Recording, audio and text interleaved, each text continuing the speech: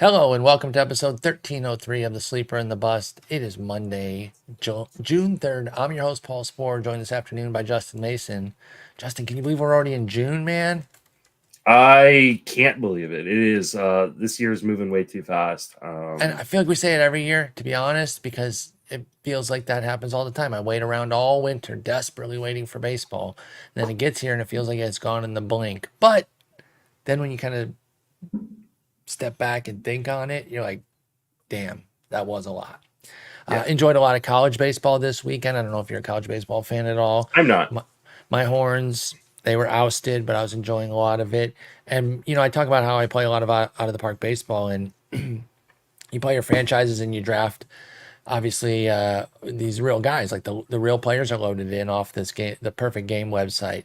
So I see all these names in the college game, and I'm like, where do I recognize that name? Oh, he was amazing for the 2038 Tigers in my sim. And so it gives me an interesting connection when I'm watching the College World Series. And then, of course, trying to see who's going to get drafted. Jack Caglione and Charlie Condon. Those are names to know. I know if you're not a huge college guy, Justin, those are names Yeah, you'll soon know. I'll Don't I'll, worry. I'll learn them once I start doing prep for first year player drafts and stuff like Jack is from Florida, just like Wyatt Langford. He could have that kind of ascent as well. It'll be interesting to see where his swing and miss is at. His power is next level.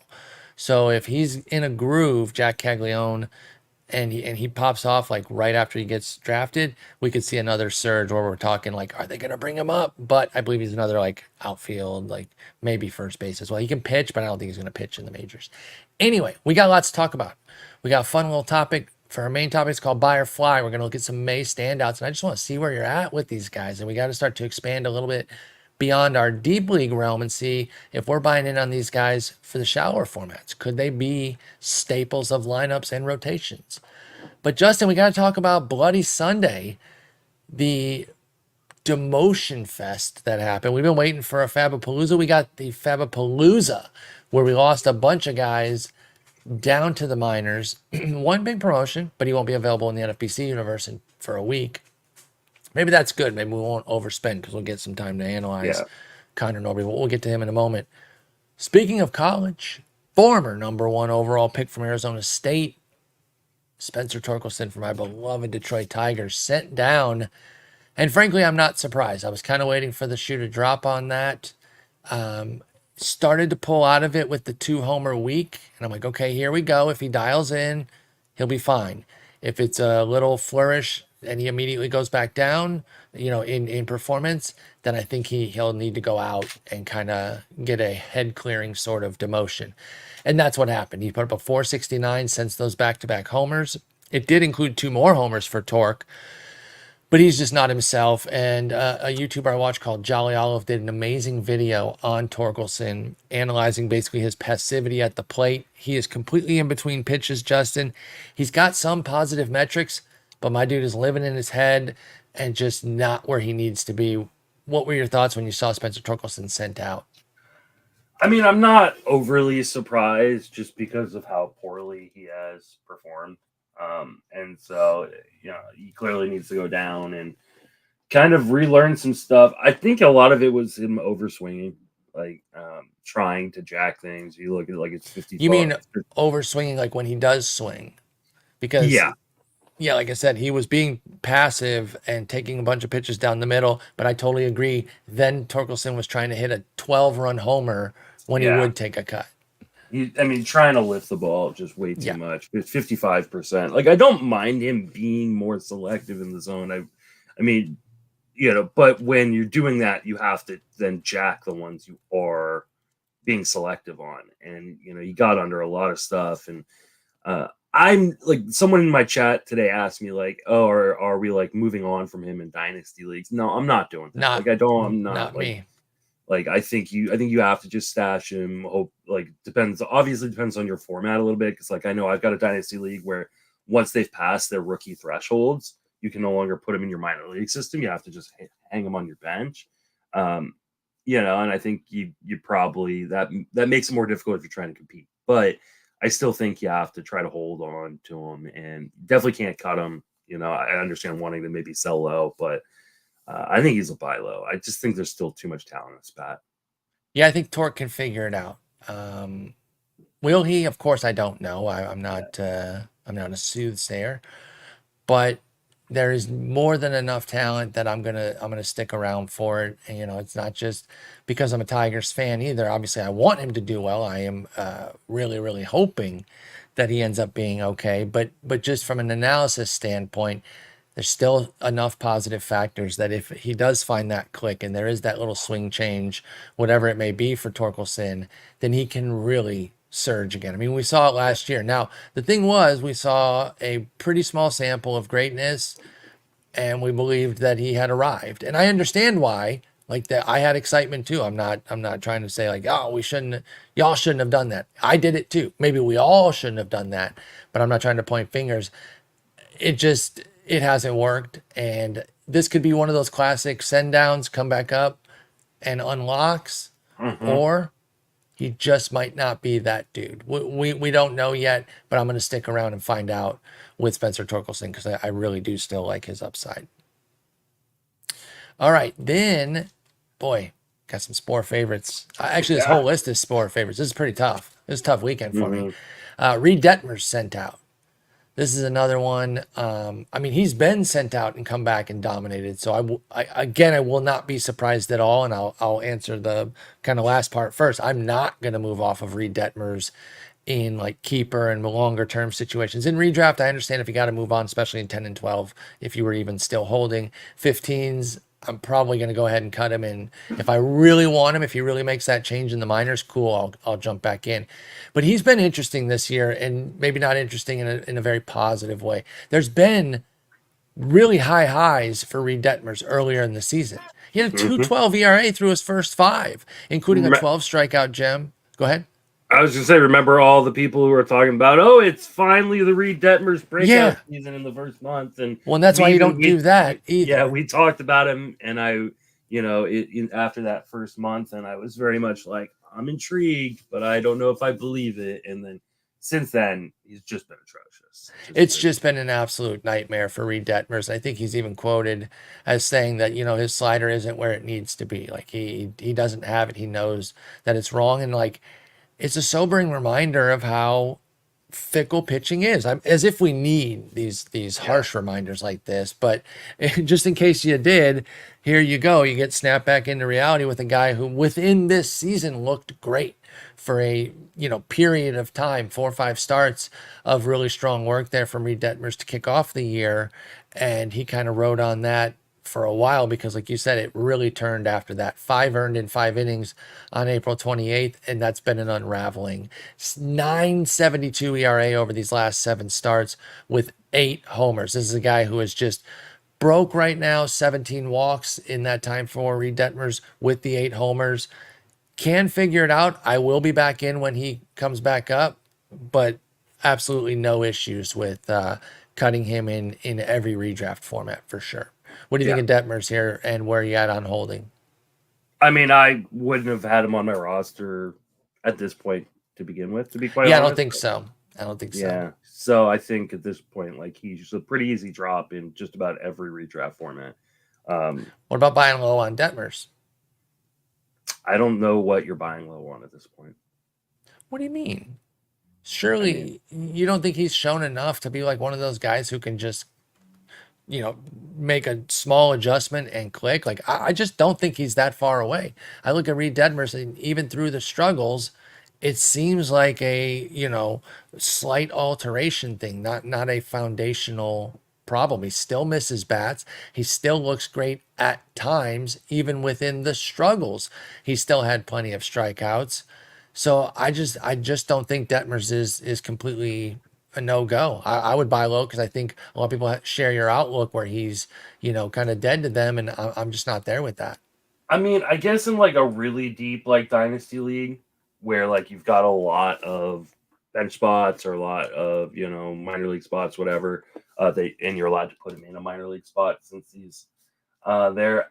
To me, I don't know. It just reminds me so much of like Jonathan Sanchez, where like any given night he can go out and throw a no hitter, but most nights he's going to go out and just torch you. There's tons of guys like that though, and a lot of them do become something. I think these are the a lot of them that become nothing though. Yeah, but that's part of the game. A lot of them become Andrew Heaney. Okay, you stuck with him for 42 years. And Reed Detmers at least has a no-hitter on his ledger. So does Jonathan Sanchez. Where's he at? That's true. Well, he's also like 50. 42. Yeah. Yeah, get off his back. But yeah, I mean, you can name guys that didn't quite work out. I don't know, man. Like, I just don't know, like where you actually buying low. Like, what investments are you making on guys if it's not a profile like this that feels? I don't have a problem buying like it's low. on the cusp. Yeah, I don't necessarily have a problem buying low, especially if you're like a rebuilding team, but you're like hoping to like make a push maybe next season. Or he's only 24, so like that's what I'm saying. Yeah, like it's too late to completely give up on him. I've just never been a too early guy. Sorry, that's fair. Yeah, so for me, it's like there's other guys that fit that bill that I could probably go to instead. But like if I'm getting him for a nothing, like I don't know, like all of a sudden like you're not a competitive team, but the competitive team had Reed Detmers, and I can move. I don't know. I'm trying to think of like an aging player that wouldn't fit into Jake Irvin. I'd give a hot hand for now to help them. What's the difference between Jake Irvin and Reed Detmers? I don't believe in his ability to consistently miss bats. Okay, I think that's probably fair. I was thinking more of like an older dude. Sure. Charlie Morton. I was literally literally took the words out of my mouth right there. I think Charlie Morton is like a really, really good example. I was thinking like a hitter like an Andrew McCutchen or like he's raking right now.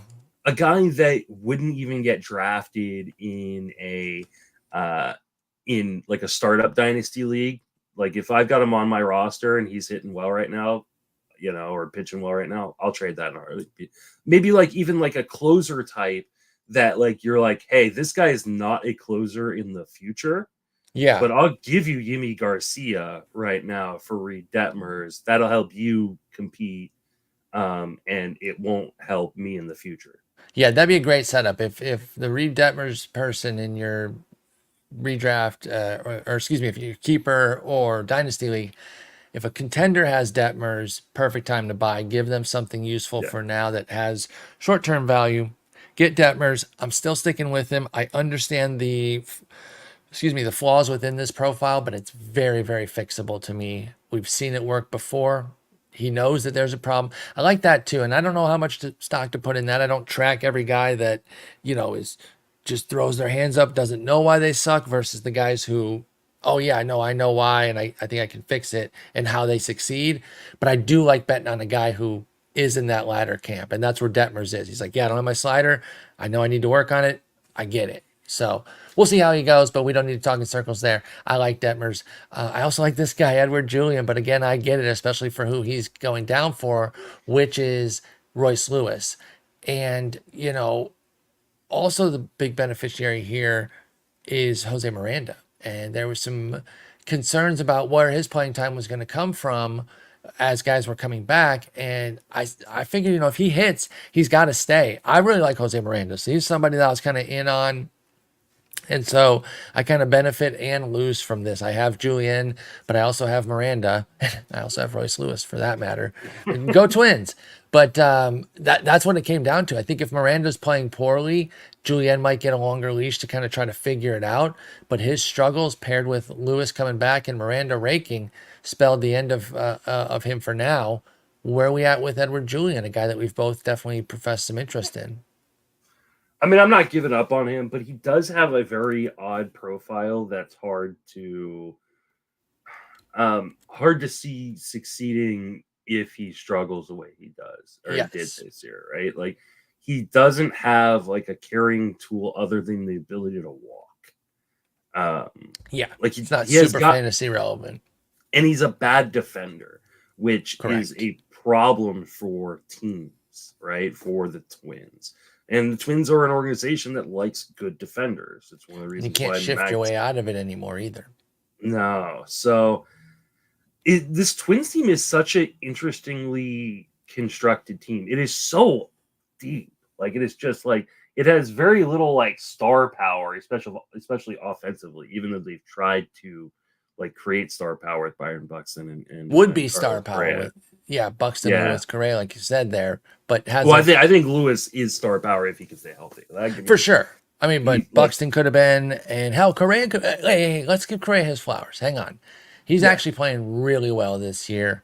123 WRC plus, a win and a half already. He was at 1.9 all of last year. So Correa is playing up at that star level. So they're going to get their other star back, and they're going to have their little Keystone superstar combo there of Royce and Correa. But yeah, they are interestingly constructed. Are you excited about Lewis coming back here? And obviously all systems go with him getting in the lineup. Yeah.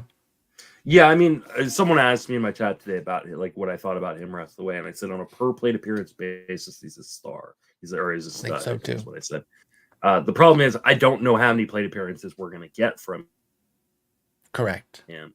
I hope we get a full set rest of the way. Like I hope he is just healthy the rest of the way, but I have zero faith in that at this point. I think someone asked me like over under games played for Royce Lewis rest of the way, and I said 45. Like I hope it's a hell of a lot more. Yeah. But I can't bet on it at this point. Like it's scary, right?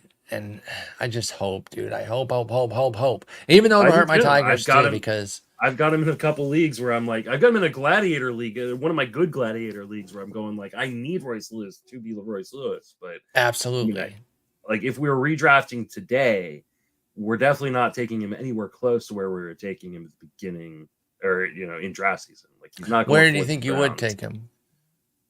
12th or 13th, maybe. Oh, I was thinking like 9th or 10th, especially with him coming back. If we did a gladiator today, I'm still taking him pretty high. I wonder if they're going to do second half leagues again this year. That'd be cool. I'd be interested in seeing. I know they ran a little gladiator run. What do I need more than is more leagues? Yeah, folks, we are 20 minutes clear of Justin telling me that he needs to cut down in leagues, and here he is. I'm already like talking about. Is there any second half stuff? We're about to turn back or run back our 13 run pool, which Kyle won. Congrats to Kyle, a viewer in my Twitch chat. I think at least occasional listener of the pod. So the Guardians won, and Justin, he's in our Discord. So he's in our Discord too. Out of the 30 picks, where did Kyle get those Guardians that won him the prize? 29th. 29th pick of the drive. And he won with the Guardians. So we're gonna run it back. We're gonna increase it to 15 teams. If you're not in the Discord, obviously being in the Discord helps me see you quicker. But if you're not in the Discord, you want to get into it, the next version of the 13 run pool, hit me up on Twitter. Justin Mason, somewhere in the 25 to 50 range. So if you're comfortable in that range, let us know. All going back to prizes. No one's trying to make any bucks off of this. No. Just for fun. I'm trying to make bucks by winning. By winning it, exactly. Yeah. If you're unfamiliar with it, you None draft of my a team. With 15 teams, or with 15 players, we would each get 2 teams, and you need your team to score 0 to 13. Not in order or anything. They just have to get individual games of 0 to 13. That I will say, like, if we, let's say we do $20, we did $20 last time, or whatever we increased to, 2/3 of the prize pool go $1,000. 2/3 of the prize pool is going to go to the team that completes the 0 through 13 first, and then 1/3 of the prize pool I think is going to go to whatever team score or gets held scoreless last. So you would have won that one because I believe the Braves still haven't been correct shut out yet. So give me money now then. No. Dang it. No money for you. I tried. I did my best. All right. We do have one positive news in the send down, call up bonanza. Connor Norby coming up. The tough part is like, where the hell is he going to play? Because, they keep calling up these gems, and we are excited for them to come up. Second base, because did you see what Cedric Mullins did yesterday? No, what happened? He was swinging in the on-deck circle, and Jorge Mateo went to go pick up a weight and hit him in the head. He's in concussion protocol. That's why Norby's coming up. I missed that. My bad, y'all. My bad. There's video of it on the Roto Write-Ups if you want to go see the video. Okay. Yes, I missed that one. Okay, that's crazy. So yeah, he will play. It That's didn't great. look super bad, but But apparently he's anytime got you're a getting concussion domed now. like Yeah, that, yeah, yeah, you got to be exactly. careful. And I that's definitely one of those ones where I'm totally fine with them to overdo it versus underdo it. You know, Yeah, we used to, call it, got his bell rung. mhm. Say like Just shake it off. disqualifying Yeah, shit like yeah. that. Yeah, like just insane things the way we used to Justin say stuff Morneau's like that. career derailed by concussion, Yep. right? Like, Corey yeah. Koski's another one. Hmm. Yeah, that doesn't look bad, but with that force coming down, I can see how they got to make sure that he's okay with that. So Yeah. that stinks. But Norby will get to play. So that is, something that he has a leg up on. For example, Kerstead, when he came up, there really wasn't Hmm. clear room and he didn't play. And so he went back down. So Norby going to get this little run here at second base. We have a week to see an NFBC because he wasn't available. What about the folks who have to act quickly? Where are we at there with Connor Norby? Do not go insane on Connor Norby. I don't. I think that Connor Norby is getting overrated, especially as a fantasy prospect. I don't think he is much more than an accumulator, to be quite honest. And Mm-hmm. I don't know. We've already seen, as you mentioned, Kerstad. Stowers is another one that has been brought up and not played very much. The Orioles are okay bringing up these guys and then just sitting them on the bench. So I think Norby will get a shot, especially with Mateo likely heading to the 7-day concussion IL. But I don't know that Connor Norby has a carrying tool for fantasy, and Exactly. I think his worst tool is his hit tool, which is a problem, right? Because it's really hard to unlock the other tools if your hit tool isn't quite there. You're striking out a 30% rate in AAA this year. Uh, Mm-hmm. that doesn't now. He plays on a good team. He could rack up a lot of runs and RBIs on that Baltimore team if he is playing every day. But we saw Jackson Holiday, who is considered a can't miss prospect, really, really struggle. Yeah. So I'm not necessarily like super enthused that Norby's going to come out and be a star right away, or at all, generally speaking. So So, Norby went 21-10 last year and 138 games at AAA. He's 9-7 so far this year. So there's a little bit of fantasy juice there. I totally take your point about the swing and miss and what that might do for him to kind of flex those wheels or mhm. deliver that power. Totally, totally grant that. But I am a little bit intrigued by the stolen base rate surging right now. Again, 10 steals last year and 633 plate appearances, 7 so far this year and just 238 plate appearances. That's putting you on almost a 20 pace at that point. So that's kind of interesting. I don't know if he's going to be able to unlock it. 15 teamers, though, the avenue that we generally splash in these days, I do think there's some intrigue just because he's on a great team, too. Yeah. Question will be how he does this week, though, because if he has a huge week, obviously the prices will get silly, and I just, on principle, probably wouldn't be in. But let's just say he has like a modest week 650 OPS, homer, and a steal. You think you'd have any interest in Norby at that point in I a mean, 15 teamer? depending on what my situation is at second base or middle infield, like yeah, I'm sure gonna have interest. I'm not just because I don't think a guy is like, especially in a 15 team league. Like there's Yeah. not much on the wire in 15 team leagues. So like if I need a second baseman, like I'll be putting bids, but you're not going to see me putting in 50 $60 bids, much less the That $100 bids that he's probably going to go for. So he will not end up on probably any of my teams, but that that's the doesn't mean he won't be in concern. my waterfall.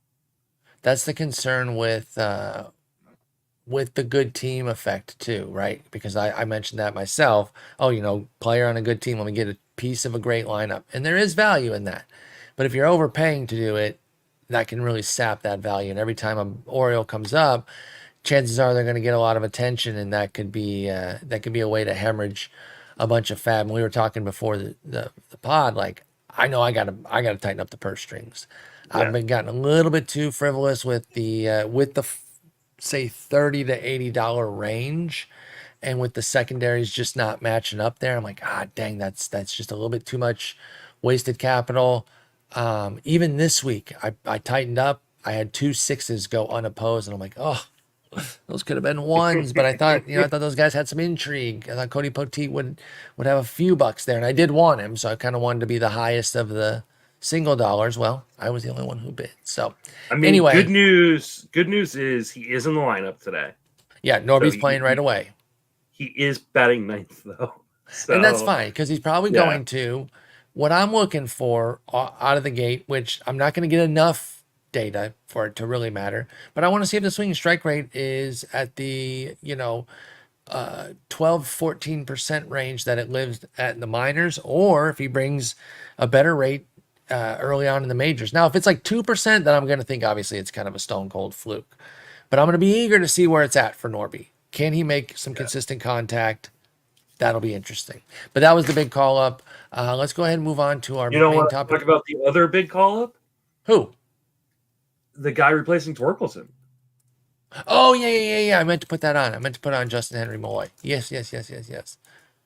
Should have done that with Torque. My bad. He's got a 70 grade first name, except for he spells it wrong. Spells it wrong, and it's Justin-Henry. Yeah. It's not Henry Malloy as the last name. But yeah, I mean, obviously he has to work through that dog shit first name. But he comes back with a strong Henry, and then Malloy, that sounds pretty tough. No, Justin Henry Malloy is interesting. Now, I forget who you were saying this about. Oh, Julian. Carrying tool. Kind of the same thing here with Malloy. 20% walk rate at AAA this year, 18% last year. I mean, dude takes his walks. 6 homers, 3 for 6 on the bases, so you're not really looking for anything steals-wise there. But a bit of pop. I don't know where the average is going to be. He does, sometimes these high walk guys, they can really struggle for average, even if they have a decent hit tool, just because they put the ball in play so infrequently. Right? Yeah. Like your chances just aren't that high when you're really not logging that many at bats. I can see something like that with Justin Henry Malloy, but I'm eager to see what he can do, and he should be playing consistently for the Tigers. Are you interested in Malloy? I'm not as interested as I think other people. I love that you made me bring him up, and then you're like, nah, I don't care. But I know people are gonna be like, well, what about Malloy? I know. What about you? You're 100% right. It feels like a worse version in some regards of Edward Julian. Just because I believe in Julian's speed more, and I think they have similar power and the crazy eye. Yeah, but the problem is the bat to ball skills just aren't there. So I'm worried about that. And again, just like Julian, a bad defender, a guy who's not very good defensively.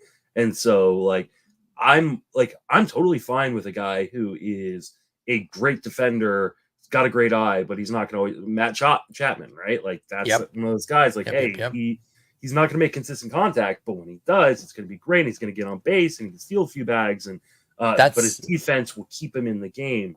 Malloy doesn't. That's my prototypical. That's my prototypical third baseman. Is the Matt Chapman cutout? Great glove and a power bat that is inconsistent. But when they connect, they deliver power. They can get hot and carry you, but they're always playing that steady defense there. A lot of that was Donaldson's career. Now, he had highs that took it to the highest level of that profile, but that was his general profile too. And even though he could be, interesting to deal with at times, I very much respected his game. He's a badass player, and he backed up a lot of his shit talk. As he got older, his skills couldn't quite back it up, but hey, he's a dude. You got an MVP on the shelf. You can talk a lot of your shit. Now, he had some shit talk that I will not back up, obviously, with the Tim Anderson stuff. So we're not trying to litigate Josh Donaldson's career, but I do like that profile. Malloy is not that, unfortunately. Can I get a word in on one other Tiger real quick, just because he was actually a big 12 team pickup this week in 177 RotoWire OCs. Matt Vierling. I feel like I might have missed the boat here because I had this disconnect here of watching him every day and being interested by it, and then not ever connecting that to go look and pick him up. Obviously, I watch the Tigers every day. He's been tapping into this power here, particularly not totally deficient against righties. And by the time I went to go finally click and say, oh yeah, he has 7 homers here, and he's mashing the ball all the time. He has 4 triples as well. He was already picked up, as he should have been. But where are you at on Matt Vierling now that he's dipping into 12-teamers? Do you believe in Matt Vierling's surge here, or is it just a hot run? I believe I really regret having him on my bench this whole time. Oh, man. He's been on fire. On my effing bench. I'm trying to see if I could figure out Well, while you're exactly. looking at that, I'll just give a little rundown. Last 28 days, 891 OPS with 4 homers, but the front end 2 weeks of that are the downside because over the last 14 days, he has the same 4 homers with a 1228 OPS. Yeah, 12 ribbies during that time too, and 11 runs for Vierling.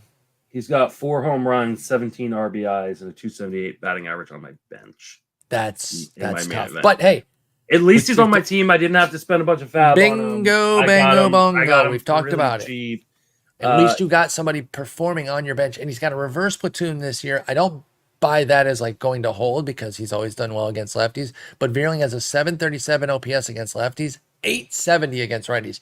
He's really tapped into something here, and I'm mad that I missed the boat. I swear, man, I will hear a passing name of like some flame-throwing reliever out of like the Miami Pen who throws 100, and I'll go look him up as a potential save spec. I got a guy right in front of me every night on the Tigers there, and I just never connected about looking up Vierling for fantasy purposes, and I'm pretty mad at myself because that's a pretty big fumble there. But I'm believing in this, Justin. I think there's something here. And the OPS doesn't tell the whole story necessarily against lefties because I mean it's just really the slugging that's down against lefties. Yes. Like he's hitting I think 315 or something, 316 against left-handed pitching this Yeah, year. balls in play all the time against lefties. Yeah. I mean, he's doing everything he should. I overlooked him as well. I picked him up mostly because he had third base and outfield eligibility, and I was looking for a guy with a little bit more flexibility. But again, this is like, you know, I always love to give Scott Jenstad a shout out because I've learned a lot losing to him in leagues. He's awesome. And this is like he fell into my Scott Jenstad fab attack, which is kind of spread the net like kind of far and wide and don't spend too much money. And I got him for like $7 or something like that a few weeks ago. And while he hasn't translated for me on my active roster, I'm glad I've got him on my roster. He's doing everything right. He's making a lot of contact. He's hitting the ball really, really hard and very, very consistently. And I think the Tigers are going to continue to just let him play. Yep. I don't see any reason for them to, It's really interesting because we talked about the Central as being like this really, really weak division. It's a pretty damn strong division actually this year. So it is, and it's created outside of the White Sox, it's created some really nice fantasy value this year, and Vierling is definitely among that pool. You know, he doesn't take a ton of walks, but when you're smacking the ball like this, you don't really have to. You know, there was some buzz when the Tigers got him, and I wasn't as sold on the Vierling part of the buzz. I was like, okay, that's interesting, but he's kind of a short side platoon. I'm just super, super intrigued by the fact that he's crushing righties right now, and that's what really, really gives me the excitement about Matt Vierling. So I just kind of want to throw him in since I never really got a chance to discuss him, and now he's getting picked up everywhere. All right, let's continue on. Buy or fly May standouts. So I'm looking at the last 30 days, which I guess will cut off a little bit of the beginning of May. We don't quite have the season dividers on the player rater yet, but we do have cool time frames that you can do, including last 30. So we're using that, and we're going by position here, and I'm pulling a guy or two from the top 10. I dip a little deeper at outfield and SP, and I want to see where you're at with them, Justin, because some of these guys have surged big time in May after bad Aprils. Some have carried on good Aprils, and well, I guess those are the only really two things because not too many other things you could do here. David Fry, the #1 catcher the last month, the last 30 days here, and that's awesome. Like, I was on David Fry coming into the year. I was excited to see what he could do. The only tough part is he was a DC guy for me because I wasn't entirely sure where the PT was going to come from, and because I kind of secured my catching enough, I actually didn't even need to pick him up when the crush was going. I was kind of watching people going, "Yep, pick that guy up. He's good." But I love this. I'm glad that David Fry is popping off. 8 homers, 4 steals on the year, 355 average. And like I said, the #1 catcher on the player rater last 30 days. Buy or fly with David Fry. Ooh, bars. I'm buying. I mean, obviously, he's not going to do what he's doing right now. He's got like a 400 BABIP. Like, that's going to come back down to earth. That being said, like, even like the XBA, while it says massive regression is coming in the batting average, it's still 278. I think we'll take That's fine. 278 from a catcher, especially a guy you picked up off the waiver wire in virtually every format. And like I said, number one catcher in the month of May is pretty exciting. What is really interesting is his approach change from last season. He was a guy who swung all the time, like would not stop swinging at everything. I think this was the classic. Sorry to interrupt you real quick. The classic trying to do a week's worth of damage in his 1 or 2 games each week. Yeah. I'm not, a hitting coach or anything close to it. So people who know better could correct me if I'm wrong. But from what I saw, and I watched a decent number of Cleveland games because they're in the Tigers division, and I love listening to Tom Hamilton. So I will put on their video with his voice. I watched a lot of David Fry, and I saw the intrigue there, but the numbers seem to be like, oh, I got to do damage here because I got to fight for the next day of playing time, and it just never came. So when he got in ruts, he was over swinging there. So what has he been doing this year to have so much success? Because his walk rate for David Fry is up 10 points, and the strikeout rate is down 8 points. Okay, so he has dropped his swing rate from 56.6% down to 45.4%. That Now is you massive. well, it's even more massive when you realize his zone swing rate is almost identical to last year. He's still being super aggressive in the zone. What he's doing is he's dropped his O swing 18%. That is So massive that's from so incredible.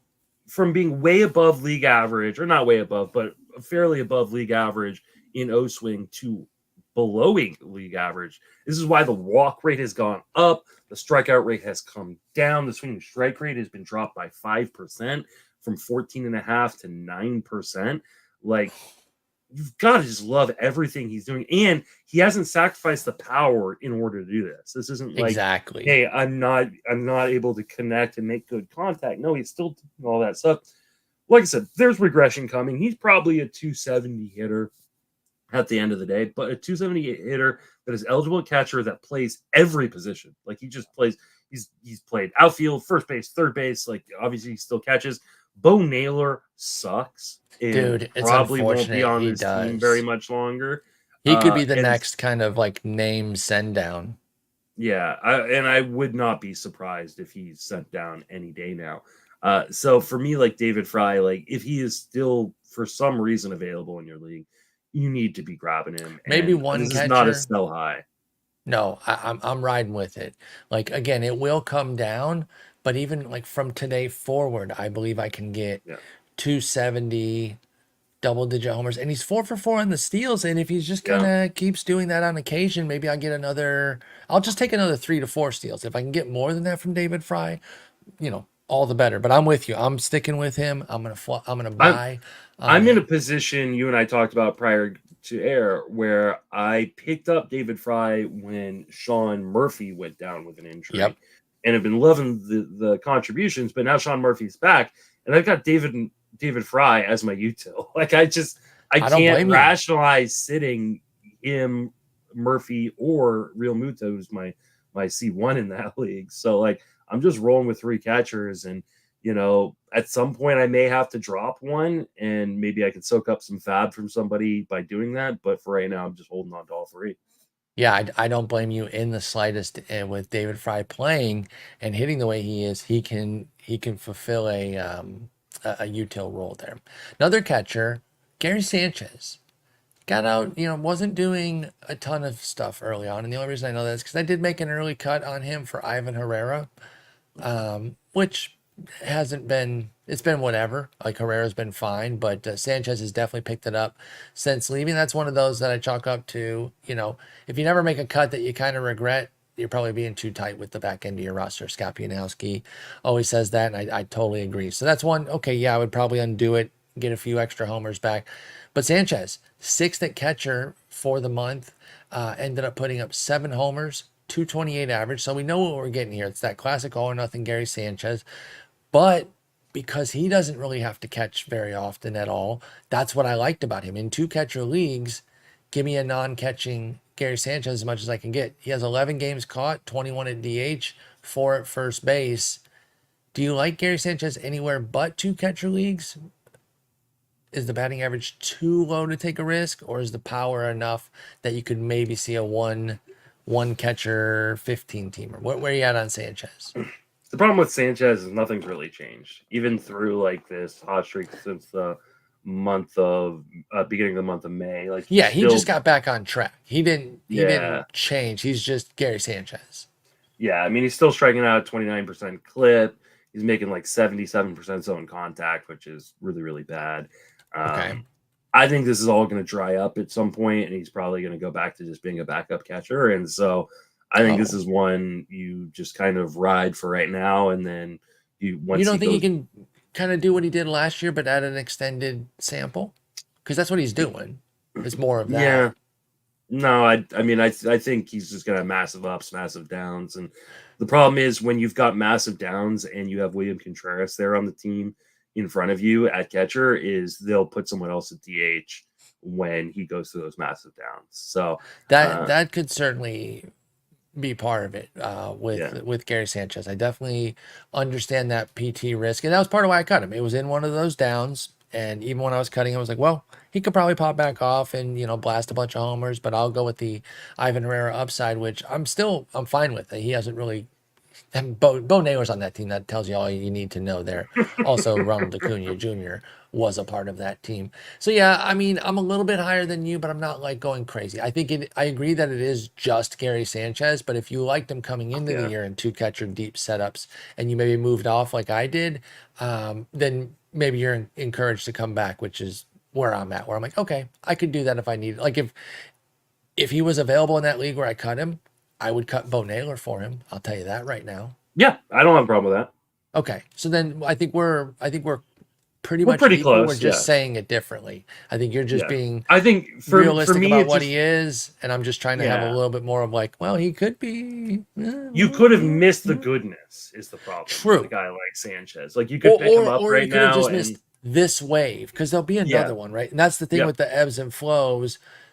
Be careful buying on the end, or what you might think is the end of one of those hot streaks, because he'll get cold again, but he will get hot again. So yeah, it can be frustrating with guys like Sanchez. This is the huge distinction between like a two catcher league and a one catcher league. In a two catcher league, you just hold on to Gary Sanchez because that the better wave will come back at some point once he goes cold. In a one catcher league, you drop once that badness happens, and you go pick up the other guy. I don't know, Logan O'Hoppe or and then you try to catch Sanchez on his next hot wave. Yeah, exactly. Like you just, and if you don't, you're on to somebody else who is similar to him. Yeah. So we are in lockstep on him. Luke Raley. This is another one that I was in on. You kept calling me the Luke Raley guy, but I did cut him because he wasn't playing early, and I talk about these a lot at the time of cutting them, but now we've seen a couple that have kind of came back, and it's something that took me a while to get comfortable with. It's part of why I used to be like overly patient, because it would piss me off so much if a guy that I liked, started slowly and then I cut him and then he came back around to what I thought. It's like, but that's just part of the game with these last 6, 7, 8 picks that you make. And so that's where it was with Raley, but he has 6 homers, 5 steals, 265 average. He's been great. Are we back in on Raley as the 5th first baseman over the last 30 days and 8th outfielder? The speed has been the key component. So I got a lot of questions that involved, like, it was a lot of questions today in my chat where it was like, I need to drop this guy. Here are my options. And I kept going Luke Raley. And I kept going Luke Raley. Oh, really? And then like some guys like, okay, defend your Luke Raley love because the underlying skills aren't very good. And we've seen him like be hot and then fall apart. And I'm glad the guy asked that question, even though like I think maybe some people might have been like, oh, you're slighting just no, like I think it was a great question because the answer was I don't even really like Luke Raley. Yeah, it was just the best option of the guys that I kept getting given. And he's hot right now. Like Luke Raley is a different version, a different position version of Gary Sanchez, which is he's going to run hot for a while and then he's going to run cold. And you want him while he's hot and you drop him when he's cold. And in those leagues where he's still available, those are shallower formats where you can just go, okay, I'm going to use Luke Raley for right now. And then when he cools down, I'm going to drop him and go pick up somebody. I'll go pick up Max Kepler or I'll go pick up whoever is hot in this moment. Right. That's only in shallow leagues though. I think But that's Raley where has Luke staying Raley's power. available. True. I mean, he was available in 15. I mean, I cut him. So he was available in those for a little while. I guess he's Yeah. picked up in And, them yeah, now. he's now rostered in them. But like to me, like he's one of those guys that like you either team stream him in your deeper formats or you straight Mm-hmm. stream him in your shallower formats. So like the underlying skills, yeah, they aren't great. Like he's striking out a 27% clip, and that is backed up by a 78% zone contact and a 16% swing and strike rate. Like he's gonna swing and miss a lot, but when he makes contact, it goes far. He has some speed. It's totally fine to like kind of ride the waves with him. But like if you are the type of person who likes to set and forget, those cold stretches can be really brutal. True. This part of why I like Roto so much though too is that you Yeah. can set and forget if you're Mhm. playing for an end of season number and you think Raley can be, you know, 20, 2013. He was 1914 last year. If you think he can do that again, then you're just checking in at the end of the year and you'll see what's what. Yeah, no, I understand the plate skills aren't good. 27% K, 3% walk for Raley. I don't really like that either. But man, he gets it done, and he did the same stuff last year. He ran a 330 BABIP last year. He's sneaky quick. I don't know, man. He's pretty good. He's He all has right. 25 Strong. homers, 19 steals in his last 552 plate appearances. Yeah. How Really dare you is. shade him? I don't appreciate the way you talk about him. He does platoon quite a bit, and True. like the contact profile is more indicative of a guy who I think is going to hit 230 rather than like the 265 we've seen this year, which is okay, especially because you're getting those counting stats along with it. Um, but When do like we I start think giving he's him credit for the BABIP? we give him a little bit of credit, but Okay. Because he keeps uh the ball down, not too high of a fly ball rate mhm. for Raley. In fact, you could maybe make a case that he should be in the air a little bit more, but he does have 6 bombs, so it's working. I don't know. I'm intrigued by this. Obviously, I was coming into the year. I do hate those plate skills. I want to reiterate that. That Yeah. does bother me, and that And does I'm leave, a plate skill guy. Like I just to me yeah, that that leaves is Raley most opened appealing. up to trouble. But man, when you get steals from a guy like this, that's the thing. That's why I like him so much. I'm inclined to ride He this out for a bit too, even when he has his eventual come down. It's interesting that you like him so much because to me he's like the wish.com or the Timu version of Adolis Garcia. That's funny. That's a funny way to Like put it. Yeah, because that's the thing though. I never wanted to pay for Dolis Garcia's you didn't price. you don't have to pay for the price on really. So I understand why Yeah. you like him, but So I yeah, thought that it's a is a funny, funny way to put it. yeah, he is So yeah, good. we'll see what he can do. Those play skills suck. That's actually a really, really good comp that he is Wish.com, Adolis Garcia. And I did not believe in him. All right, next up on our list here we have Davis Schneider, who I'm surprised we haven't talked about at all. I think I mentioned him in passing when I picked him up off of waivers in the main. That's one of those guys, I was talking earlier about I'm spending too much on like the little 50, 60 hitters here and there. Not specifically hitters, meaning players who bat. I just mean those type of little pickups. And I've been thinking that I've been overspending on those, and he's part of that. I spent 58 against 37. In a vacuum, that's not too bad, but I got to get sharper in that zone and save that extra money because that's another level of fab. And good fab is tightening those bids and not just overwhelming all of your wins, and you won't have any money. But anyway, back to Schneider, which is the important part here. Over at second base, he's sitting as the 5th guy over the last 30 days. 4 homers, 3 steals, 239 average. So the average has come down. It was actually running a bit hotter before this run, but he did enough elsewhere. 18 ribbies, 16 runs with the power and speed to still finish 5th at second base. Are you buying on Davis Schneider at all? The average came down as we all expected because he had a 400 BABIP last year. It was 369 in fairness, but we knew that even the 276 average was going to come down, but it's a palatable 245 with 7 homers, 3 steals on the year. Do you like Davis Schneider? I'm a contact skills guy, and David Schneider isn't a very You good are? contact hitter. Yeah, When did that start? always been that, or at least I been know, that way fucking know. for a long time. I know. I didn't used to be. I used to be a big Chris Carter fan, right? Like, so, and Chris Davis and the other Hey, Chris those Davis. profiles had their value too. They'd be Yeah, yeah. frustrating, but they could have their value. So with Schneider, are you heartened at all by the leading off consistently on like a decent? They're not a great team though, so I can't say leading off on a good team. Leading off on a I feel like if they equal were a point team. better team, he wouldn't be. That's Like, I think 100% accurate. like just like kind of, and I talked about it today. Like, I think the Blue Jays are definitely one of those teams that could like sell some big pieces, because I did get a question about, like, we haven't had super active trade deadlines in the last few years with, out of playoff spots and things like that. Like, Mm-hmm. who are some of the teams that could like sell? And I like the Blue Jays, man. The Blue I Jays could totally agree. definitely, they could trade Bassett and Kikuchi and Bichette. They need a retool. I don't think you tear it to the studs. I think they're too old. It'd be too hard to kind of flip it upside down. But yeah, they trade a handful of guys that you're talking about, like 4 out of a core of 8, and just try to youngen up the team and Yeah. really readjust things. I don't think they have to rip it to the studs, though. I think you keep Vlad and Varsho, give me the double V's, and then I'm going from there. Everybody else is available on some level. Yeah, and I mean, there's been talk that if they can't extend Vlad, they might even entertain offers on True, him. as they should. In this theoretical I'm talking about, I would be extending him. But if they know that they can't get a deal going there, then yeah, move on from him too.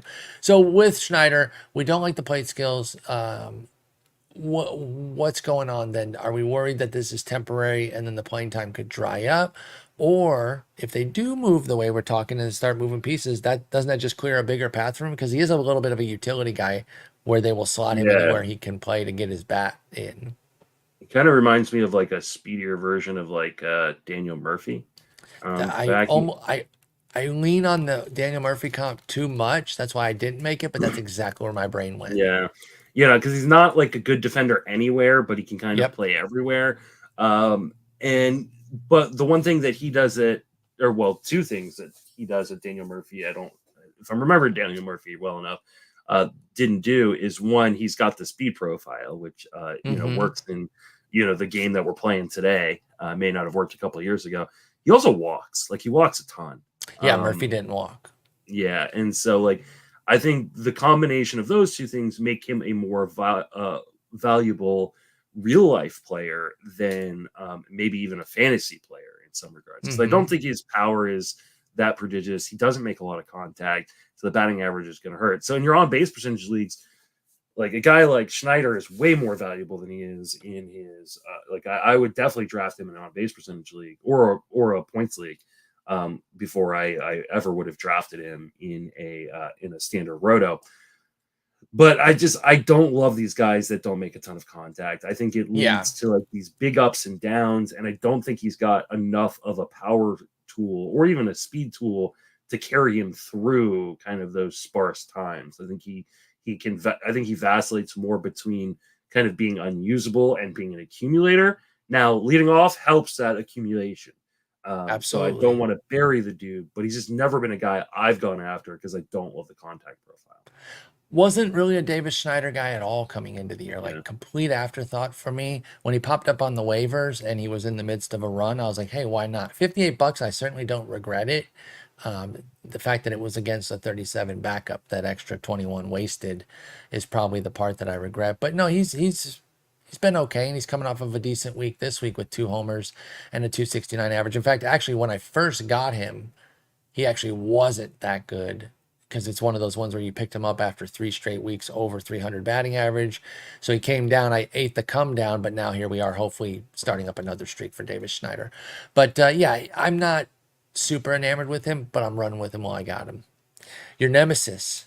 This guy lives to prove you wrong. You've never been a huge Ezequiel Tovar fan. And, he has his believers almost exclusively because he's a quality defending shortstop who's going to play in Coors half of his games. Like, the playing time is locked. But Coors Field is not magic. It does not just inherently make you a good hitter. So for me, I'm like, well, I just don't know what kind of hitter Ezequiel Tovar is. And I feel fine about it last year. He went 253 average, 15 homers, 11 steals. So I didn't feel like I missed much. I was a little more in this year with a year of experience under his belt, and he's definitely been a lot better. I still didn't get him, but you've actually been outwardly negative on Tovar. But 297 average, 8 homers, 4 steals, changing your tune at all in the 22-year-old, or still just not totally sold, and this is just a hot streak for Tovar? Where are you at now? I'm completely not sold at all. Like nothing has changed for me on him. If anything, the skills have gotten worse this year. This guy sucks more. He's just running extremely hot and swinging at everything. 82.4% zone swing percentage with an 81% zone contact. So he's swinging at everything in the zone. He is making below league average contact in the zone, and he's just getting lucky. His XBA is, I believe, 233. Yeah, 233. He's got a 406 BABIP. Now you expect a higher BABIP in Colorado. Sure. But anytime it's 400 plus, y'all, we're gonna be skeptical of it. That's just kind of a point of demarcation where you're like, okay, now you're running crazy hot. And I'm not saying he's gonna be bad or he's gonna like fall apart. Like I think he's gonna be fine, but fine is what I projected him for. Yeah, okay, that's fair then. So like you don't have to like sell high on him in leagues where you can trade, right? Like you don't have to be like, oh, he's gonna fall apart, so I'm gonna get from under him. Like if you just ride with it, like you're gonna look at the end of the year line and go, yeah, I'm fine with this, Yeah. But like I also don't think he is a superstar. And if people are thinking he's a superstar and will give you a superstar price, then you take that and run right now. But he certainly isn't now. Do you see any path, like, no. Part of our game is projection, and you play a lot of dynasty stuff. And guys can be a lot different than they are right now. It is worth pointing out that Tovar is just 22 years old. Mm-hmm. Is there a path to where he turns himself into something special, to where he starts clicking into like low to mid 20s pop and shaves the strikeouts down? Now, obviously, I'm not going to say a bunch of ifs, because then you can say, well, yeah, there's a 1% chance. What is the likelihood that Tovar can develop? And you have to take into account that it's the Rockies, but that he can develop into his mid-20s here and become something more than what you've seen, which is just kind of a bland double-double type accumulator. So you want to hear the comp I have for Tovar, which is going to be intriguing but also terrifying for you as a Tigers fan. Okay, let's hear it. It's Javi Baez. Oh, it's a guy who swings at everything, whether it's inside. I mean, he's got a 48% O swing. Like, and this is like indicative of what he's done. It's the worst of his career, but last year was 45%. The year before that it was 43%. Like he swings at everything. Yes, he does. This is Ezequiel Tovar, by the way.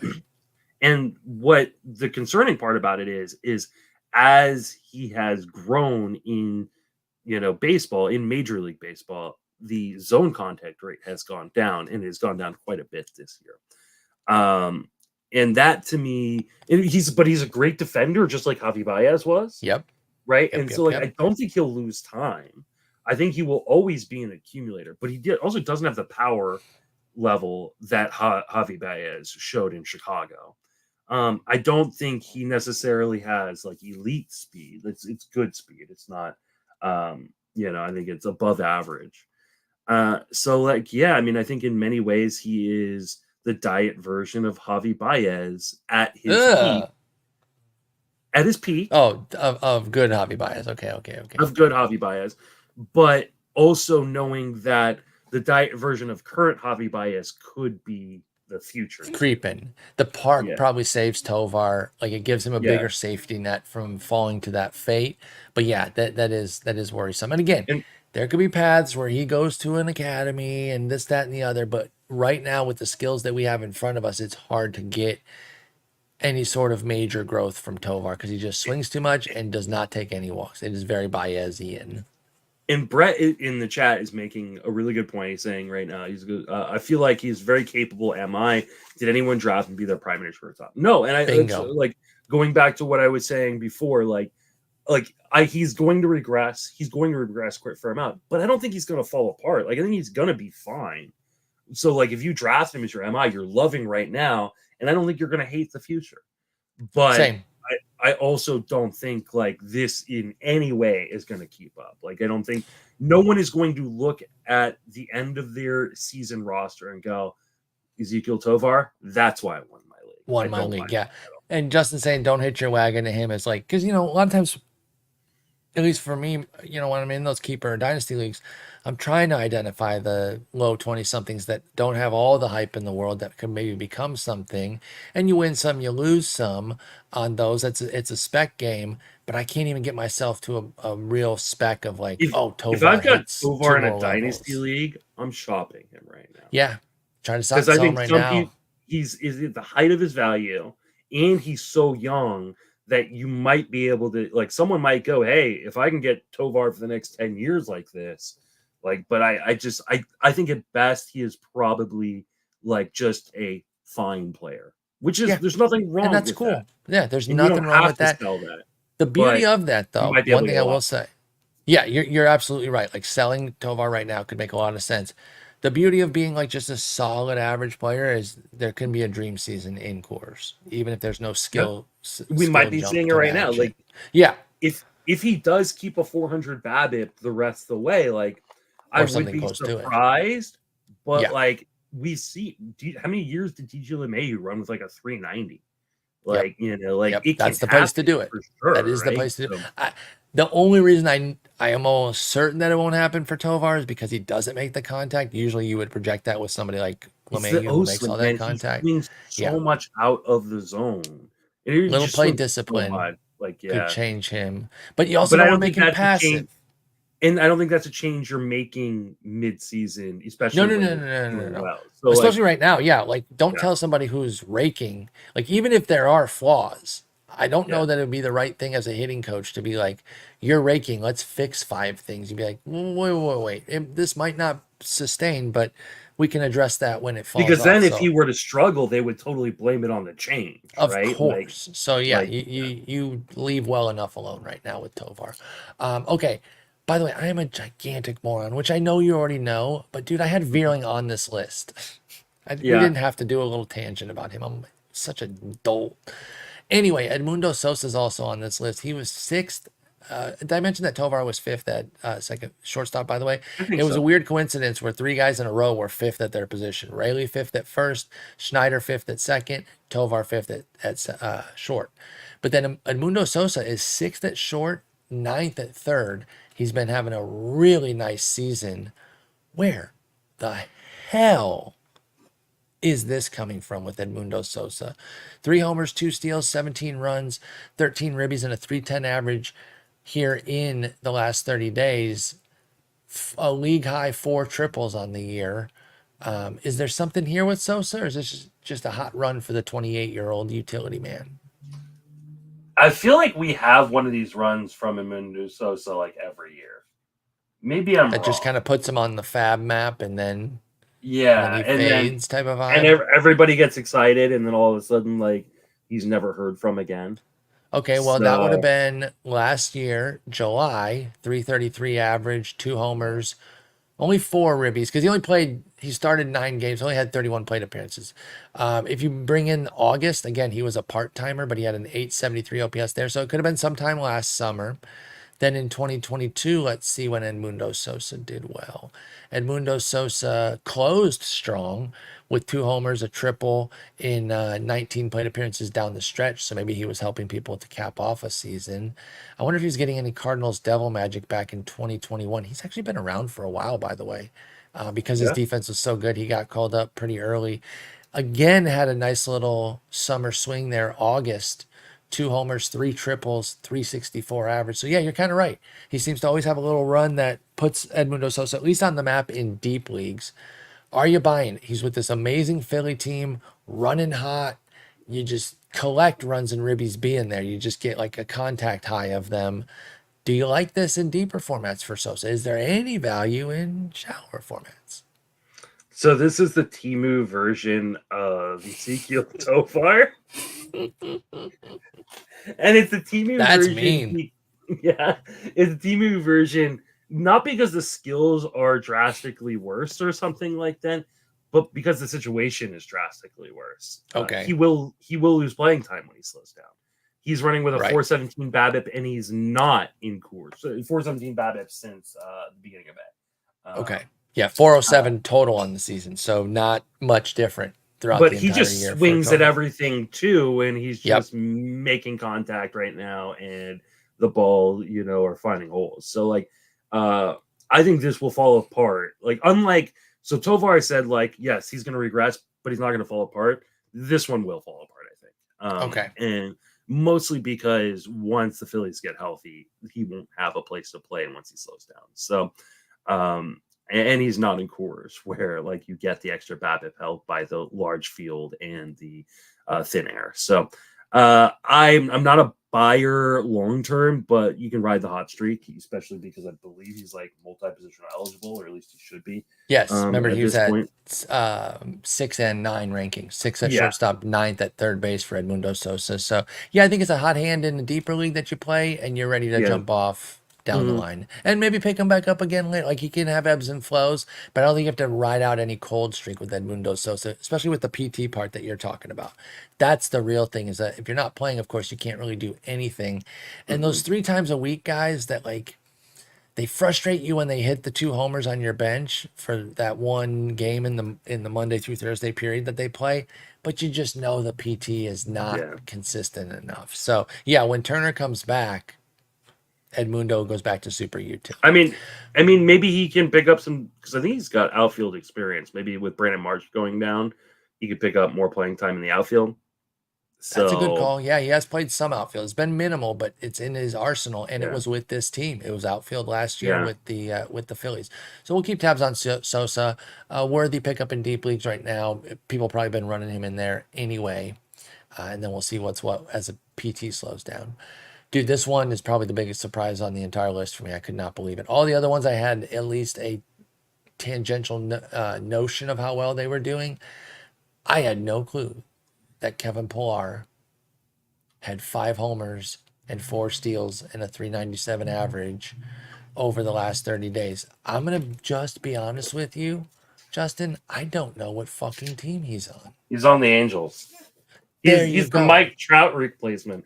And the only There reason you I go. know this is because in my 30-team 100-man roster league, I bought Kevin Pillar because he was on the White Sox, and he was, I think, Mm-hmm. DFA'd by the White Sox. And I was like, hey, on the Yes. White Sox, maybe he finds playing time. And then once Tommy Pham came, they got rid of Kevin Well, Pillar. he's on another team to find PT. Don't And worry. everybody in that league has been trying to get me to trade Kevin Pillar because I'm not competing, and they're just looking for good plate appearances.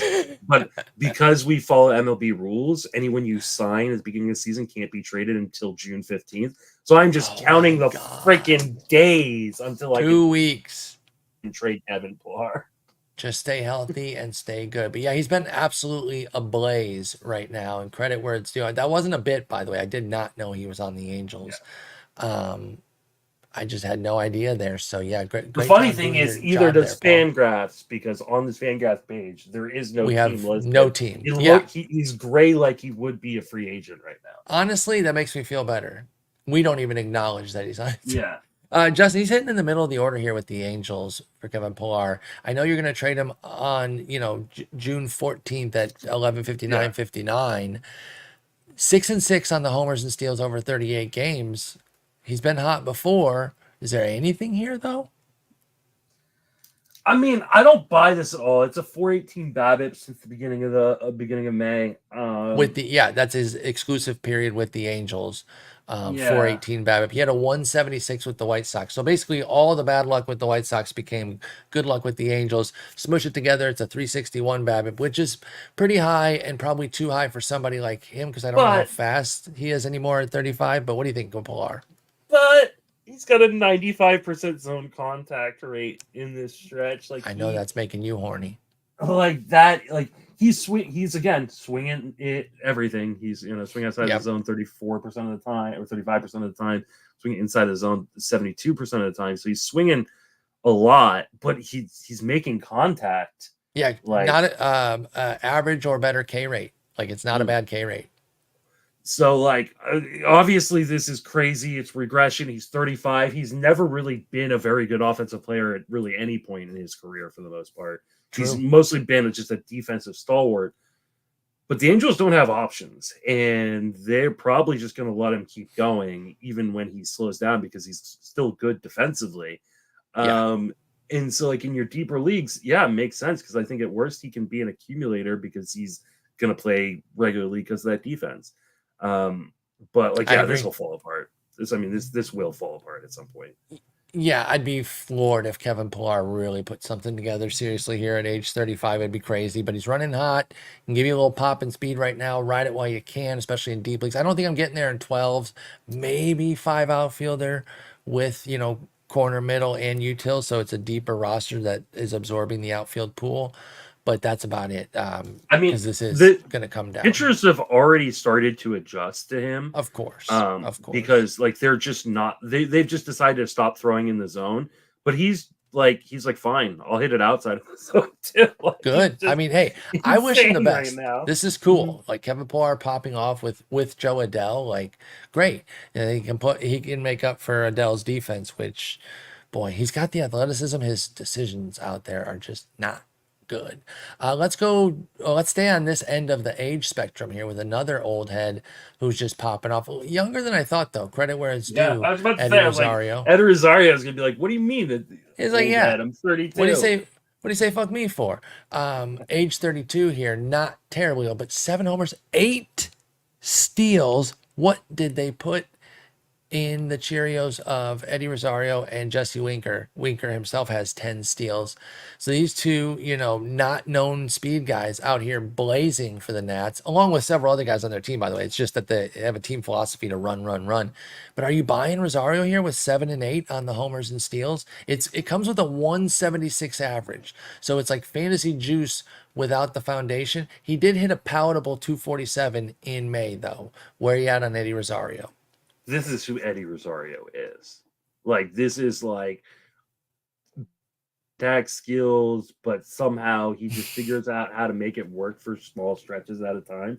And I Yep. mean, you look at like, yeah, he's in 240, you said 247 during the month of May, but like his overall line is like a 170 hitter. Like that's because he was so atrocious in the first month of the season that it brought him down that far for the overall line.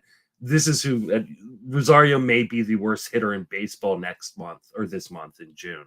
And it wouldn't be surprising, or he may continue to run hot. Like you just never know with Eddie Rosario. You ride this for right now and then drop him once he slows down. Yep. There's too much fantasy goodness to completely ignore Eddie Rosario right now with the 8 steals on 9 attempts. There's so many of these Um, guys on this list. It's it's so crazy, crazy. dude. Yeah. Yeah, a lot of them are like older guys, not old, but older. Sanchez, Raley, Schneider's not a baby. He's like 28 years old. Sosa, Pilar, Rosario. It's nuts right now. Like veterans spiking up is where you're finding the value right now, not prospects. This Nats team has presented some sneaky pockets of fantasy value too. I mentioned Jesse Winkers, I think 10 for 11 on the bases this year, 10 for 12 with 6 bombs. He's only hitting 230, but with that kind of fantasy juice, it's worth it. I think Jacob Young has like 15 steals on the year. He's been blazing 17. And then you've got Luis Garcia Jr. After 20 years of investing in him, Justin doesn't get nearly enough this year, and he goes It's 5 homers, 22. eight steals. Yeah, You're he's 24 24. years Yeah. old, but you've had him for the last 19 years. Yeah, so they're providing a lot of value. Don't go crazy on Rosario, but enjoy it while it lasts. A few pitchers to talk about. Mitch Keller, number 2 in the mix there. I got to admit, my window kind of closed on him a bit coming into this year. I would talk kind of tepidly about him, like, hey, yeah, if you want to invest, I get it. If he's one of your guys, I'm not here to totally poo-poo it because I'm not like out on him, but I wasn't super in either. He basically had to come at a discount for me to be super interested. He ended up making 7 starts in April, well, March, April, because I think the most you could ever make is 6. But he had that one on March 28th, so he got 7 there. 5.18 ERA. It was a K per inning, but there was also 5 homers, and 15 walks in that time. The 15 walks is 8.5% rate, so like mediocre rate. And I was just like, ugh, I don't know about Mitch Keller. I don't know what to make of it. I'm just not that interested. We Well, he talked tore it about up. him. Yeah, we talked him at the beginning of the month, and what did I say then? I don't remember because I don't remember what I said either. I said this is who Mitch Keller is. Just how he's like ebbs and flows, He's ups going and to downs. go So you through got to these pay for a periods of number. find the Yeah. zone. Yeah, like he's very much like, God, I keep saying this about guys. He's the wish.com version of Hunter Green, where like Oof. any given day, like he can go out there and pitch really, really well, and shut a great team down, and then he'll get blown up by Oakland or get blown up by like whoever. Like we're in a stretch right now where Mitch Keller is running hot. Like he has been fantastic, the number 2 starting pitcher in the month of May. Does that mean this is the ascendance of Mitch Keller? No, like Okay. we never know like what he's gonna be. But this is like, I think one of the things we both said when we talked about him, I want to say it was May 6th or something like that. Yes, for Um, one of the 2 steps that he's yeah, had recently. what we said was like, this is who you drafted, so you're not dropping him. You're not like Yeah, you're stick not with benching it. him. Like this is like you paid for this, and now you're gonna pay for it, and now you're reaping the rewards of it. But will it stick around? Probably not. Like it'll probably just go Probably back to not. But being if who he he's was. your guy, ride with it. You know, this also reminds me of, now this is only a statistical profile comp, not anything about how they pitch necessarily. But remember how we've been talking recently about like when Brady Singer's surging, it's just the best of what Brady Singer's profile can do, not a fundamental change that's raising him a level. That's what it is with Keller. This Yeah. is just within his range of outcomes to have a rotten first month and then a golden second month. And it's just going to kind of be these ebbs and flows that if you're paying for an end of season number that's say upper threes with a upper 120s whip and a K per inning, you should end up happy. And he's back on track for that. So I'm totally fine with that. Like I said, not my biggest guy, Mitch Keller, but I respect that people, want to buy in on him and can see the potential for more. Because it could get there. It's just right now, I think you're right that he is who he is until we see a tangible change. What about Yeah. Gavin Stone finishing as the 11th starter on the month? He also, had his bumps in that first month there. The fact that he was a Dodger was certainly help kind of keep him around because it wasn't bad. I'm not going to sit here and say it was equal to Keller. It was a 4.68 ERA after the first month, and the final couple starts of that month were actually pretty good. So you were having kind of a decent feeling on Gavin Stone as you turn the calendar to May. Well, it paid major dividends because he popped off. He gave up just 7 earned in 6 starts, including 4 in 1 start. So that tells you, with quick math, that he only gave up 3 in the other 5 starts. 29 strikeouts in 37 innings. So he doesn't miss a ton of bats. He uses that changeup to get weak contact and deliver like that. And the win potential is high. He does, of course, have 4 wins in that time as well. Are we seeing something different out of Gavin Stone that is in ascendance with him, or more of like the ebbs and flows of his profile? Um, it's hard to know, honestly. They're so when we last talked about him, I think, or not last time we talked about him, but we talked about him a few times ago, for one of the 2 star pitchers. Like I said, like, hey man, he's one of those guys you watch and you don't. Very Dustin Mayish, where like you go like, there's more strikeout stuff when you watch him than there Yes, actually I is remember you because he saying that. pitches so much to contact. He's actually shown some like actual swing and miss here recently that has me really, really intrigued. I don't know if it sticks around necessarily, but unlike a lot of the guys on this list where I've pretty much said like, hey, you're riding it until the wheels fall off and then you're throwing him away, or like he's fine, whatever. This is much more of a David Fry type of situation where I want Gavin Stone on my team. One, he pitches for the Dodgers, which like even if he's just mediocre means he could win 15 games. Yeah, Um, exactly. and two, like I have started to see a little bit of this swing and miss stuff that I think we all kind of knew was in there. And it's Hmm. just starting. And I don't know if it, like, I'm trying to look and see if it's a pitch mix difference. maybe it is because he, in a couple of these starts where he's throwing the slider more and the fastball less. And he's getting swings and misses on that slider. Okay. So maybe this is like an actual change where we're starting to see like a pitch mix difference, a sequencing difference that is leading to more strikeouts. And if that happens on the Dodgers, man, he could be a stud. It's game over. Yeah. Yeah. So I'm not quite ready to put the crown on his head, but I'm holding the crown and I'm watching. That's where I'm at with Gavin Stone. Like I like the kid. He was somebody I bought into coming into the year, so I have had nothing to dissuade me from continuing to do that. And so that's where I'm at. I'm still starting him. Obviously taking the great 2.90 ERA, 119 WHIP, and enjoying it. Thankfully, I've got Ks from other avenues to cover him. But you talk about how, like, when you watch him, you think Gavin Stone can be a better strikeout guy. That was so present last year when he had that 14% swinging strike rate and like a 15% K rate. It didn't make any sense. It's like, this guy is better than what we've seen. And so far, we are getting a glimpse of that this year, and let's hope it continues with him. There will be a question about his innings, just because, he's a young guy who threw 31 innings, 132 innings total between the majors and minors last year. Actually, that should be enough to build up a decent bit. I think a lot of it depends on the state of the Dodgers rotation. Yep, that's exactly it. What happens when Kershaw comes back? Is Walker Buehler going to be able to stay healthy? And then pickups. Yeah.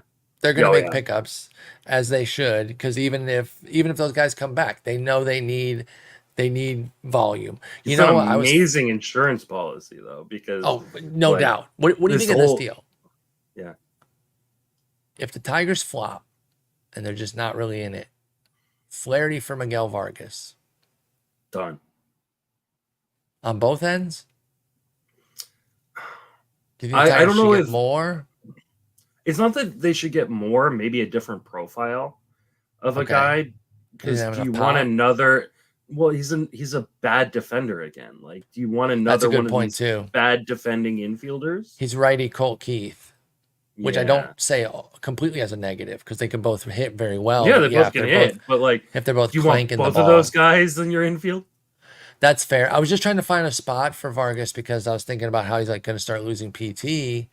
Or already hasn't been playing that much. Not start losing there's been PT. So many pitching injuries this year. Is anybody trading away pitching other than? That's a good point. Well, that's what I'm saying. If the Tigers fall out of it, they'd have to be terrible, and where they want to just trade Flaherty for something. So I don't know. We'll see what happens. Vargas for Kikuchi. That makes sense. Even though they could also use defense in Toronto, I think that makes some sense. But we'll see. Obviously, Vargas still for so Eric much time. Petty. The thing of it, that one's the only one that what I'm about to say will not change. Because I was going to say, with the Tigers and the Jays, between now and deadline time, they could both put themselves in a situation where they're not trading shit. Now, they're both not looking their best right now, but it could flip. The White Sox, you don't have to worry about that. Fetty will be available. Yeah. All right, our last guy, I think we talked about somewhat recently because he's been on the 2-star block a few different times. He's been tough to figure out, and there was a cut period where I understood people cutting him. I advocated for it if you were doing it because I was just getting frustrated. It's a guy that I love and I was trying to hold. In fact, the one league I did, I just didn't have reason to cut him, so I got lucky. But Michael King had a brilliant last 30 days, finishing 17th among starters after a 5 ERA in April. The interesting thing about that is he still leads the National League in walks and all of baseball in homers. So it's been a real topsy-turvy season, because even within that April, there were great outings, but there were some completely wretched ones, like when the Rockies came to San Diego. Yeah, when the Rockies come to town. Dumpstered him, dude. Yeah. What the hell was that? And so that was crazy. I just don't understand that. That was within this May, even though. But a 2.69 ERA, 37 innings, 38 Ks, just 10 walks, and just 3 homers. For the love of God, he kept the ball in the park. Are we back on stable ground with Michael King? Are we in a hot streak? What are we doing here with the converted reliever? You know how, like, your main complaint this year has been not being able to get wins? And Brett is stealing my thunder in the chat right now. Michael King is a fantasy bench superstar, because that has been my That's such a great way to put it. Is like, is like not being able to figure out when my starting pitcher is actually going to be really, really good and when he's not going to be. Like the stats I've gotten from Trevor Williams on my bench has been amazing this year. And like there's no way you got 7 scoreless with 11 strikeouts versus the Dodgers. No. Or the 7, 1 earned run given up, game against the Royals. Like those are both on your fucking bench, but you for sure ate that Rockies start. Yeah, you ate the living hell out of that one. No. I got the Royal start. I was ready to get back in. You started. Wow. Okay. Good for you. After the 2 starts at Cincy, home to Miami, coming off that Rockies dud, I was like, all right. I think my biggest issue with King is I just don't know if he even knows who he is. It is really, really difficult right now to know, like, start. Like, he's just up and down. He's just really difficult to figure out. And the volatility is massive. And he's in that zone right now, Michael King, where the one bad start can erase 3 goodies. Yeah. And that's just so scary. That's what homers can do to you. And that's why they're just such killers, man. Now, he's only given up 2 home runs in his last 3 starts. Yeah. So what are we doing going forward with King then? I still think I think right now you're probably taking him start to start, but you're starting him for those starts. We've got Arizona this week and Oakland next. 2 easy starts. Yeah. And Oakland's not bad. They have the homers. He could get got by their homers. But Oakland's better, I think, against lefties. And they have not been nearly as good recently as they were earlier on. It was a hot run. So I think you're starting him for both these next 2 starts, and then we'll just kind of keep taking it 1 or 2 starts at a time. I think that's exactly the way to play it with Michael King. You don't have to commit any further than the upcoming week or day if you're in a daily changes league. So that's where I'm at with him as well. So there you go. There's some May standouts if we're going to buy or fly. We're buying a bunch of them. There's some that we're staying away from, though. We got to be careful with some of these guys. And then there's even some that we're kind of in between on. Ride it while you can, but then jump off once you start to see that first sign of trouble. But we've hit a turning point here. Flipping the calendar to June is a big deal. You can start to take some seriousness from your stats. If you have to start making some tough decisions on some of these, like later mid-rounders. I'm still not trying to cut anybody within the first 10 rounds, barring like injury or whatever. I'm talking underperformance in that like 15 to 20 round range. I'm certainly a lot more open to moving on from these guys where I was trying to hold them for 6 weeks to 2 months. That's usually what I say, mid-May to Memorial Day area.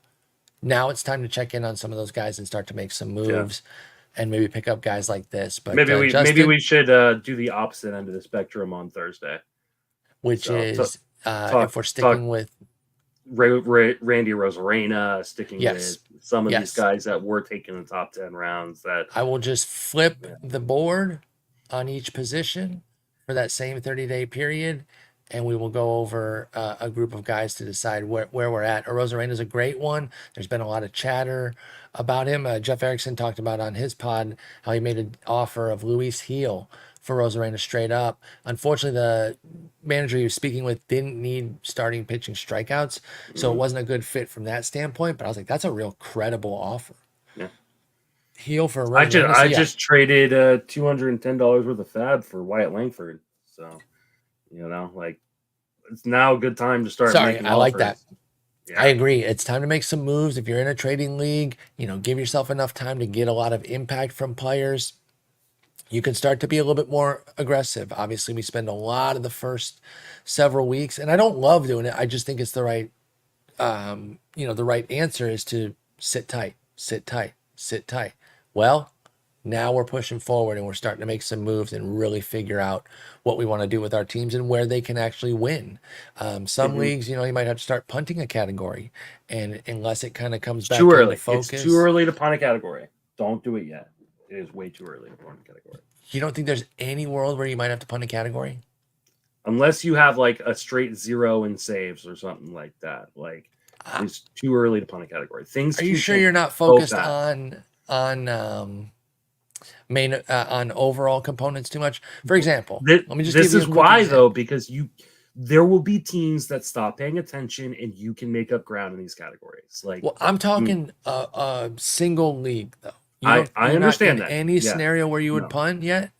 no, because in Okay, order to like, okay, I mean, unless that is like part of your plan coming in, and you're so strong in other categories, you can afford that. You pretty much, if you're aiming for third place in every league or in every category in order to win the league, you now have to move that up to second place in every category in order to punt. So like, true. I think it's still too early to all-star break is where I start to really make those So there's a decisions. guy in my main with Hmm. 5 saves. He's 5 saves away, so he has to double his total just for 1 point. You're not moving No, away from him. saves is a category where I think that's where you start. You might want to make that decision, but I think the rest of them are not. No, Okay, not in the okay. point you're doing that. No, you're probably right, and I'm cautious on things like that too. So I don't want to. This is not a direct disagreement where I'm saying no, you have to be ready to punt right now. I'm just saying you need to do a standings diagnosis, whatever that may Yeah. entail. You might not be ready to punt anywhere, Who but you were at his least need to drafted know. closers? Did he not draft closers? Yeah, I wanted to see that myself. So he's got that have given him saves: Adbert Alzolay and Jose Leclerc. There you go. No. So Alex yeah, Lang Leclerc was a combo. My boy Greg, there's the mention of Greg. He had a combo like that in the league, so he's sunk. I had Alzolay in a number of leagues, including I think my main. So And I totally that get felt like a that. decent combo. And we Yeah. were both on Alzolay. We liked him. So what Yeah. have you done in that league? Have you hit on somebody else? Let me bring up that team, and I will. Because I got, I griped about my saves luck this year and how it's gone poorly. Did I ever tell you that I liked Robert Suarez, and then he got a save in Korea and that raised his price and then I didn't get him? I feel like I should have mentioned that, but I don't think I've Oh, ever mentioned that on the pod. I don't think it's that's a listed in league my where picks. I picked up Trevor McGill. Oh, there I you go. had See I that's had who saved Abner me. I had Abner Uribe, and then I picked up Trevor McGill before he became the closer when everybody thought it was going to be Payamps, and McGill's yeah, been my savior too. But what if you don't hit that save? Okay. But either way, I don't want to argue you because I don't think you're wrong to say don't punt just yet. I'm just saying do a standings diagnosis, see what you yeah, realistically need to do and where you really need to cut the dead weight. Brett made another comment, said, Evan Carter, peace. Yeah, yeah. I cut him. I cut him Mhm. in the main. And I loved Evan Carter coming into the year. I did I not. was wrong on that one. Yeah. I'm ready to take that out, even if he bounces back. Once you cut a guy, you're The taking the platoon L. issues, man, Yep, that was too the scary platoon for me. issues are big, and he wasn't doing the But fantasy juice I've been enough wrong in on guys like between. that before. I wasn't in on Gunnar Henderson because I was worried about the platoon issues, and he True. figured those Well, out. and So I'll be clear, I'm still 1 jillion% in on Carter in the long term. And in fact, when he comes back up, I might buy him back. Just because you cut somebody doesn't mean you are permanently out on them. Don't forget that too. But yeah, anyway, we've gone long today to make up for the fact that we did one episode last week. Yeah, just one because we didn't do yeah. Thursday, and then Monday was the holiday. But we'll be back Thursday talking strugglers and if we want to trade for them. Justin, have a good one. Take it easy.